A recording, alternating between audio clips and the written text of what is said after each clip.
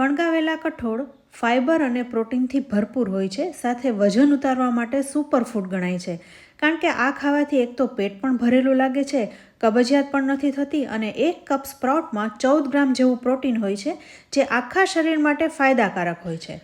તો અહીં મેં મગ, મઠ, ચણાના સ્પ્રાઉટ સાથે શાકભાજીનો ઉપયોગ કરીને 2 પ્રકારના સલાડ બનાવ્યા છે, જે વેઇટ લોસમાં તો ઉપયોગી છે જ, પણ આ ખાવાથી તમારા શરીરને વધુ પોષણ મળશે, સાથે વિટામિન, કેલ્શિયમ, ફોસ્ફરસ, મેગ્નેશિયમ અને આયર્ન જેવા ખનિજો ભરપૂર માત્રામાં પ્રાપ્ત થાય છે, જે આપણા શરીર માટે અત્યંત જરૂરી છે. તો સૌથી પહેલું સલાડ બનાવવા માટે 3 પ્રકારના સ્પ્રાઉટ્સનો ઉપયોગ કરીશું: મગ, મઠ અને ચણા.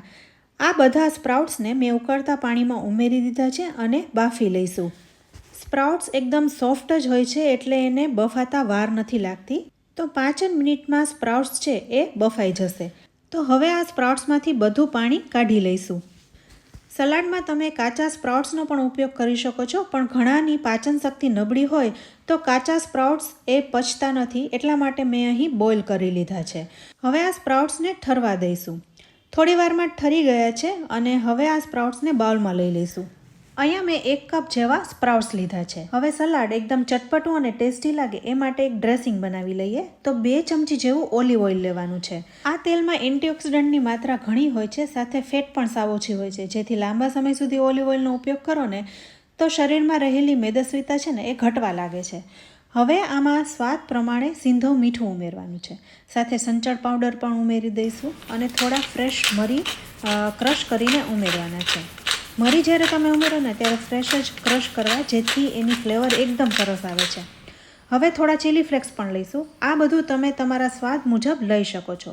સાથે થોડો લીંબુનો રસ પણ ઉમેરીશું. તો અહીં આપણું આ ડ્રેસિંગ તૈયાર થઈ ગયું છે.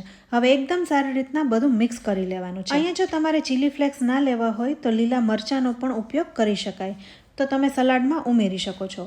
હવે સલાડમાં તમને ભાવતા કોઈ પણ કાચા શાકભાજીનો ઉપયોગ કરી શકો છો. તો સૌથી પહેલાં મેં 1/4 કપ જેવા ટમેટાં લીધા છે. ટમેટાને ઝીણા સમારી લીધા છે. સાથે 1/4 કપ જેવી કાકડી લઈશું. કાકડીને પણ ઝીણી સમારી લીધી છે.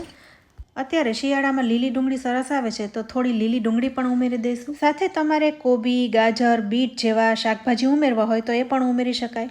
બસ હવે જે આપણે સલાડ માટે ડ્રેસિંગ તૈયાર કરીને રાખ્યું છે એ પણ ઉમેરી દઈશું.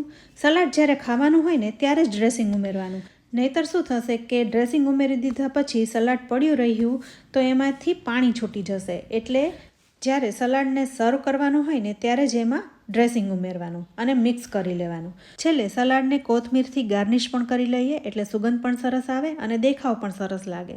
તો ફ્રેન્ડ્સ, અહીં આ સલાડ તૈયાર થઈ ગયું છે. તો બાઉલમાં કાઢી સર્વ કરીએ. તો ફ્રેન્ડ્સ, જો તમારે વજન ઓછું કરવું છે અથવા તો લોહીની ખામી છે, પાચન ક્રિયા સારી નથી, કબજિયાત રહે છે, તો અઠવાડિયામાં 2 કે 3 વાર ખાશો ને તો ઘણી ખરી ફરિયાદ દૂર થઈ જશે. હવે આપણે બીજું સલાડ બનાવીએ. આ સલાડમાં આપણે કોઈ પણ તેલનો ઉપયોગ નહીં કરીએ, છતાં પણ એકદમ ટેસ્ટી થશે. અહીંયા મેં ચણાના સ્પ્રાઉટ્સ લીધા છે. ચણામાં ભરપૂર પ્રોટીન હોય છે, એટલે વજન ઉતારવામાં ખાસી એવી મદદ કરે છે. તો આ ચણાને પણ બાફી લઈશું. ચણાને તમે કાચા પણ યુઝ કરી શકો છો, પણ જો જેમની પાચન શક્તિ નબળી હોય અથવા તો કઠોળ જે પચાવી ન શકતા હોય એને તમે બાફીને આપો ને તો એ સરળતાથી પચી જાય છે. હવે આ સલાડમાં કાકડી, ગાજર, લીલી ડુંગળી અને કોથમીરનો ઉપયોગ કરીશું. સાથે સલાડ ચટપટું લાગે એ માટે એક પેસ્ટ પણ તૈયાર કરવાની છે, એ હું આગળ જણાવીશ. સલાડમાં વપરાતા શાકભાજીને તમે અલગ અલગ રીતના કટ કરી શકો છો. તો અહીં મેં પહેલાં કાકડી અને ગાજરની છાલને ઉતારી લીધી છે. હવે ગાજરને અહીં નાના કટકામાં નહીં પણ નૂડલ્સમાં કટ કરી લઈશું. માર્કેટમાં કે ઓનલાઈન આવી રીતના કટર મળતું હોય છે. જો તમે એ કટર લઈ લો ને તો આવી રીતના બધા સલાડને તૈયાર કરી શકો છો. તો મેં અહીં ગાજરને નૂડલ્સમાં કટ કરી લીધું છે. આવી રીતના કાકડીને પણ નૂડલ્સમાં કટ કરી લેવાની છે. સલાડમાં તમને શાકભાજીની સાથે કોઈ પણ ફ્રૂટ ભાવતા હોય ને તો પણ લઈ શકાય, તો એક સ્વીટનેસ આવશે. હવે આટલી વારમાં ચણા છે એ બફાઈ ગયા છે, તો ચણાને બહાર કાઢીને ઠરવા દઈશું. અહીં ચણા સાથે મેં થોડા કાજુને પણ પાણીમાં રાખી દીધા હતા, એટલે એ પણ બફાઈ ગયા છે. હવે આ સલાડ ખાવામાં એકદમ ટેસ્ટી લાગે એ માટે એક ડ્રેસિંગ તૈયાર કરીશું. તો સૌથી પહેલાં થોડી કોથમીર લઈશું. 1/4 કપ કરતાં ઓછી કોથમીર લઈશું. સાથે 25 ગ્રામ જેવું પનીર લેવાનું છે. પનીર પણ એક પ્રોટીનનો મુખ્ય સ્ત્રોત છે. સાથે બાફેલા કાજુ ઉમેરી દઈશું. 2 ચમચી જેવા લીધા છે. સાથે એક તીખી મરચીના ટુકડા કરીને ઉમેરી દઈશું. હવે લેવાનો છે ચાટ મસાલો. તો એક નાની ચમચી ભરીને ચાટ મસાલો ઉમેરી દઈશું. સાથે અડધી ચમચી સંચળ પાવડર ઉમેરીશું. શેકેલા જીરાનો પાવડર પણ લઈશું, એનાથી આ સલાડનો ટેસ્ટ એકદમ સરસ લાગે છે. તો અડધી નાની ચમચી શેકેલા જીરાનો પાવડર અને જરૂર પ્રમાણે પાણી ઉમેરી દઈશું. હવે બધું પીસી લેવાનું છે. અત્યારે હું મીઠાનો ઉપયોગ નથી કરી રહી. જો તમને એવું લાગે કે સલાડમાં મીઠાનું પ્રમાણ ઓછું છે તો તમે ઉપરથી પણ ઉમેરી શકો છો. હવે બધું પીસાઈ ગયું છે. તમે જોઈ શકો છો એક સરસ પેસ્ટ બનીને તૈયાર થઈ ગઈ છે. અહીંયા મને થોડો ચાટ મસાલો ઓછો લાગે છે તો ફરી 5 ચમચી જેવો ચાટ મસાલો ઉમેરી દઈશ. થોડો લીંબુનો રસ પણ ઉમેરીશું એટલે વધારે ચટપટું લાગે. આ બધું તમારે સ્વાદ પ્રમાણે ઉમેરવાનું છે.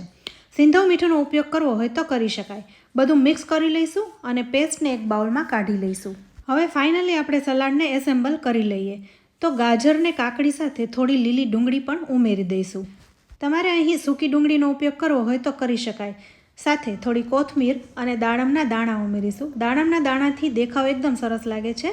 દાડમના બદલે તમારે બીટનો ઉપયોગ કરવો હોય તો પણ કરી શકાય, પણ સલાડ બની જાય પછી છેલ્લે બીટ ઉમેરવાનું, જેથી કલર સ્પ્રેડ ન થાય.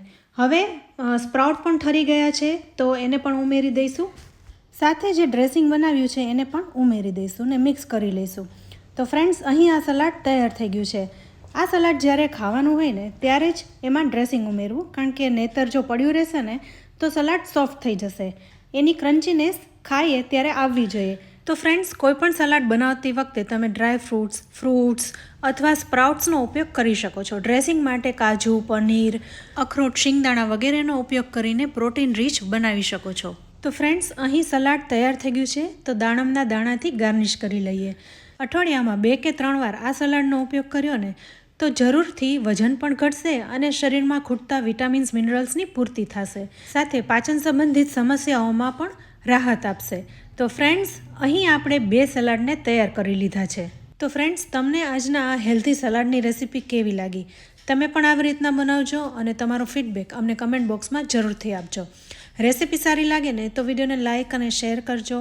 સાથે અમારી ચેનલને સબસ્ક્રાઈબ કરી લેજો અને અમારા ફેસબુક પેજને લાઇક કરી ફોલો કરજો. તો ફરી મળીશું એક ઉપયોગી રેસીપી સાથે. ત્યાં સુધી આવજો.